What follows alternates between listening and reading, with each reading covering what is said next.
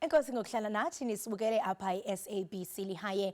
Ngoku ke mbukeli sizawuthi sincokole nomthathi nxaxheba obaleka umgama oyi-400 kilometers kuhambo lwe-Icons 2025. Siza kuphonononga ke amalungiselelo abo, inkuthazo kunye nolindelo lwabo kumngeni omangalisayo. Okunye nathi ke ngoku mbukeli sawuthi siqhagamshelana naye nguye oxelelwa avuke mtshanga uthatha nxaxheba koluhambo lwayo kaloku mbukeli i-Icons Journey Marathon. Xelelwa masikubulise sikwamkele SABC Lihaye, unjani? Molweni somngephile Nkosi, kuhle kunjani kuwe? Ndiyaphila nami Nkosi. Khawunabisele thina into yokubana yintoni ethe yakhuthaza ukuba uthathe inxaxheba kuyo i-Icons Journey Marathon kanyaka ka-2025 kwaye ujonge ntoni ukufezekisa ngokugqiba lo mdyarho we-400 kilometers? Okay Nkosi, sisoma ndithathe ithuba ndibulise kuwe, ndibulise nakubalaleli bakho uthetha noxolelwa ngumthathi oseyi-10 Cape ne. Into eyenze uba mandithathe olu gaso ke sisi le-400 kilometers for 8 days isisizathu esi sibalekelwayo because we are running for a social change ne. Sifundraiser i-funds for abantwana besikolo abangena-uniform, abangena-school shoes, abangena-shirt, abangenampahla zonxiba, also i-running shoes, abantwana abaphuma kumakhaya angathathi ntweni, senzela into yokubana bangakwazi ukuhleleleka kwabanye abantwana esikolweni.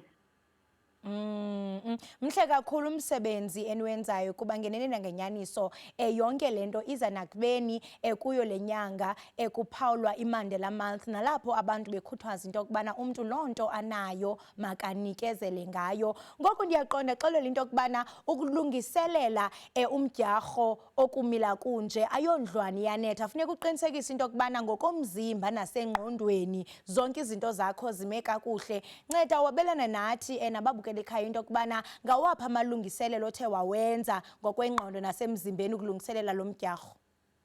Enkosi sisi wam, amalungiselelo endike ndawenza for lo mdyarho ndiqale kwi-Comrades Marathon ibingoJuni apho bendiqalela khona u-90 kilometers. After that ukuya kwam ndaresta iveke eyi-1 ndiye baleke o-10 kilometers ebabe ndingafuni uba uthi uqala lo mdyarho nge-20 kaJulayi ufike umzimba udiniwe. Ndayilungisa ke sisi wam nengqondo for lo mdyarho ke lonani uba ndadibana nogqirha ukuba yonke into ihambe kakuhle, ndazama ke utya izinto ezirayithi ukuze ndikwazi ukugqiba lo 400 kilometers. And ndiyaqonda yokubana lo mdyarho udlula kwiindawo ezibalulekileyo, singabalula pha eQunu, eMthatha, eBhisho, senditsho zindawo ezibalulekileyo kwimbali yethu, nalapho sazi into yokubana umongameli owayengumongameli weli uRholihlahla Mandela ngowapha eQunu. Ingaba mhlawumbe oko kuchukumisa njani into yokubana uthathe inxaxheba kwizinto esingatsho into yokubana ziqulathe imbali ebalulekileyo yoMzantsi Afrika? Sisi wam, enkosi kakhulu, iyandichukumisa kakhulu sisi indlela eyenziwe zii-icons ezindala ezifana notata uMandela abaye bahamba ngeenyawo bebheka ezikolweni, babanjwa belungiselela i-future yeli lizwe uba mayibe yimpumelelo. Oke ngoku yindlela ke ngokulena esibuyisela back to i-community ukuba ilegacy yabo ishiyeke iqhuba njengoba bona bengasekho. Ingaba mhlawumbe likhona iqhawe lithi qathe engqondweni yakho ongathi mhlawumbe ngethuba ubaleka liyakukhuthaza into yokubana uthi chuncembe ude ube kanti ufikelele entanjeni? Ewe sisi wam, likhona ke iqhawe elikhoyo, lifana notata uMadiba lowana uMandela kuba kaloku yena usuka kanye kulaa ndawo ndizalelwa kuyo. Nceda nje usinikeze umfanekiso ukuba siyaqonda into yokubana ayilo suku lokuqala namhlanje. Ingaba imo injani apho? Abantu bakhona, siyaqonda into yokubana nemozulu asazi kwelo cala into yokubana injani, ayichaphazelanga yonke into ihamba kakuhle? Cela uphinde sisi wami ndisendleleni ndiyagijima. Ndiyayiva loo nto uba ndijonga nelizwi lakho libonakala ngathi usendleleni. Ndifuna usinikeze umfanekiso kuba nathi siyi-SABC Lihaye besingathandi into yokubana sibe yinxalenye kodwa asikho apho. Nceda nje usinikeze umfanekiso wokuba ingaba kunjani, imozulu injani, abathabathi nxaxheba ngabanye banjani, yonke into ime ngomumo. Ewe sisi wami, ii-athletes zikhona eziphuma kwii-provinces zonke. We are 13 athletes from different provinces. Sizibalekela le marathon. Iweather iyanetha, inethe izolo, iyanetha nanamhlanje.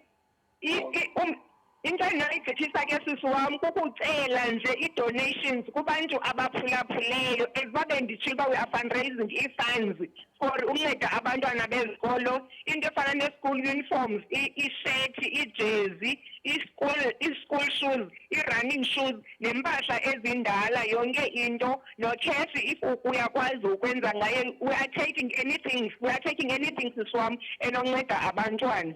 Ndiyakuva apha wena Xolela into yokubana uthi imozulu ayintlanga kubane kunetha.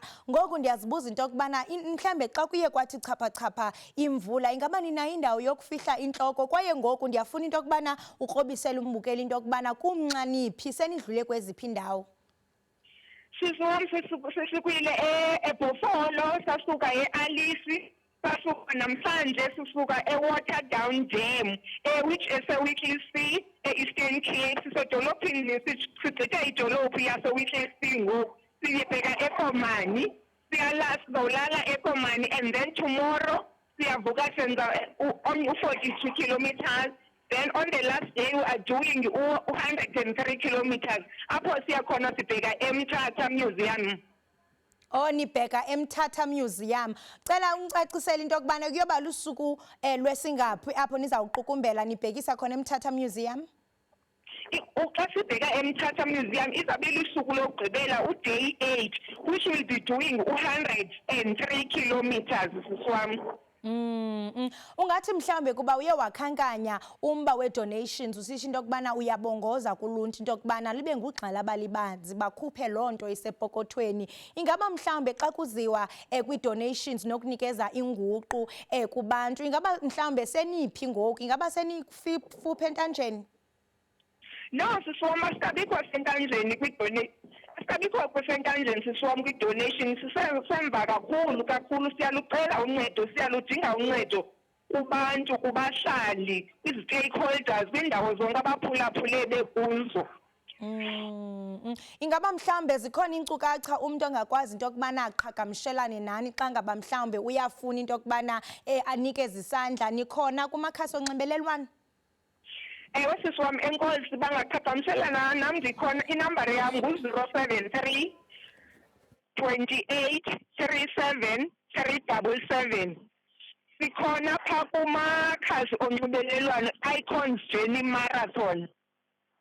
Ndikhona nam phaa kumakhasi onxibelelwano, ndinguXolelwa Mtshaki.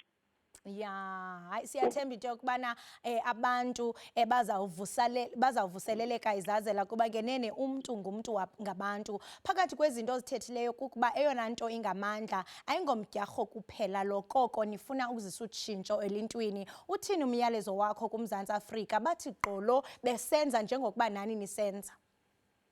Ewe sisi wami, kunjalo ayingomdyarho lona, kuba siyayazi into esiyenza. You are running for a cause, yabo. Ukusukela apha ke ngokuxolelwa, ingaba ikhona eminye imidyarho ozawuthi uzibandakanye nayo, ingaba mhlawumbi ungathanda usiqobisela ngayo?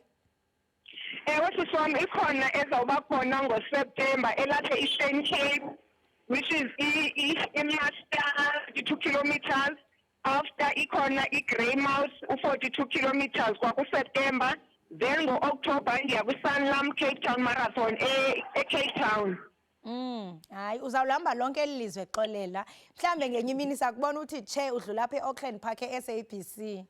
nakanjani sisi wami ndizawujikela xa ndikhona. Eyona nto engamandla kukuba nenza utshintsho, anibaleki nje. Mhle kakhulu ke umsebenzi eniwenzayo. Nathi ke siyi-SABC Lihaye sinothulela umnqwazi sithi qhubekani nenje njalo. Siyathemba ke into yokubana nababukeli bethu bazawuthunakala isazela, nabo bakhuphe loo nto incinana ikwazi into yokubana incede uluntu ngokubanzi. Simame ngazibini ke Xolelwa, singakubambezeli ke, qhubeka ke nomdyarho wakho. Enkosi kakhulu, benosuku oluhle.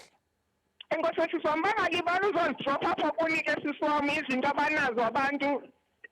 Zikhona ii-assets zami ezilapho. Kukho ntoni? Ndithi sisi wami umntu onayo into okukude e-Eastern Cape azoyidropha apho kuni, mna I'll contact you. Okay, sisi wami. Until November. Utsho uba into yokubana bazise apha eLihaye, then wena sizawuqhagamshelana nawe. Siyaqiniseka ke into yokubana uba ngaba kukhona nabani na othunakala isazela onikeza loo nto ayinikezayo, sawuqinisekisa into yokubana siqhagamshela nawe. Enkosi kakhulu ke sisi.